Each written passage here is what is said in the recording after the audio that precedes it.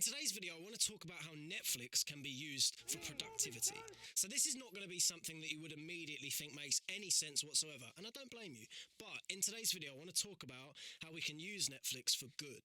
Now, if you're in the self-improvement industry, hustle culture type thing, where you're trying to get better, you're trying to improve yourself, you will have found a consistent narrative being pushed towards you and rammed down your throat that you need to spend every moment of every day doing something productive. Now, if you've done that, you realise how hard that is. You also realise how unsustainable it is.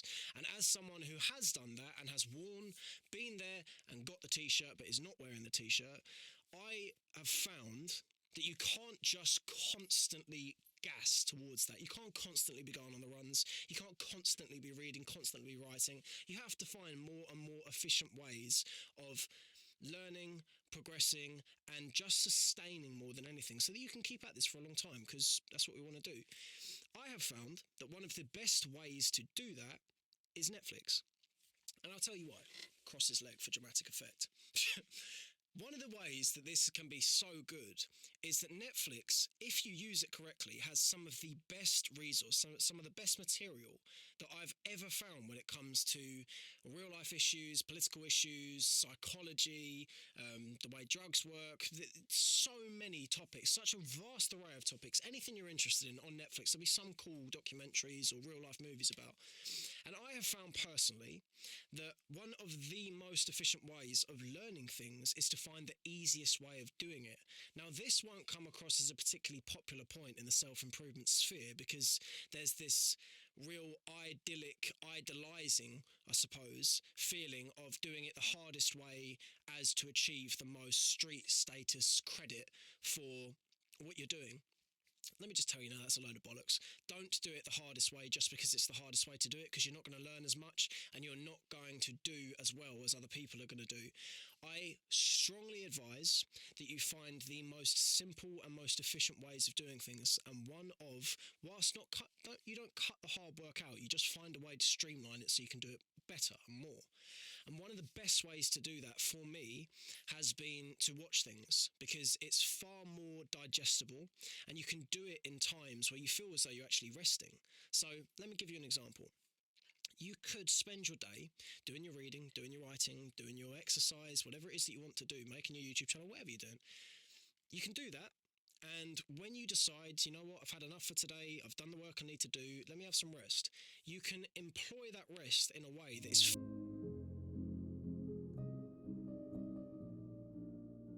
so you could sit down, put the TV on, and when you go onto Netflix, rather than putting on some mindless shit like Love Island, you could put something good on. You could put a documentary or something like that on, at which point your progression and your learning is continuing even when you're in your rest states, because you're just sitting down watching TV, but you're still feeding your brain, you're still getting your brain working, you're still doing good things for yourself.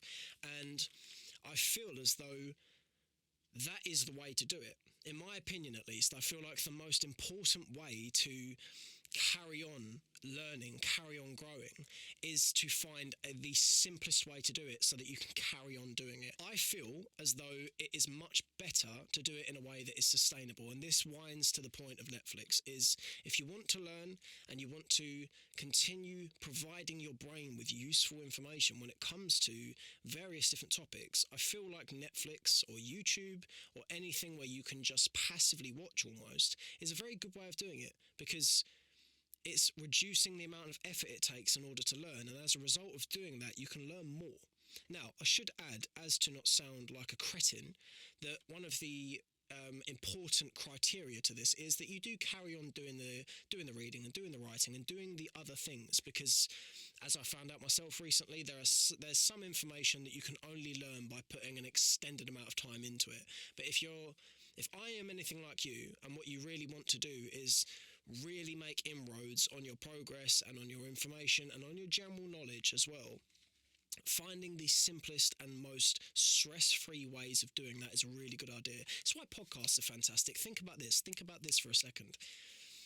You probably listen to a lot of podcasts already, and you probably constitute that as your learning material. You constitute that as something that you can use as a means of enhancing your mind and growing and learning. Why is Netflix any different? That's my question. Because you will listen to podcasts that are productive. You will choose those. You could choose a podcast that's a load of shit, that doesn't have any productive element or any influential element to it whatsoever.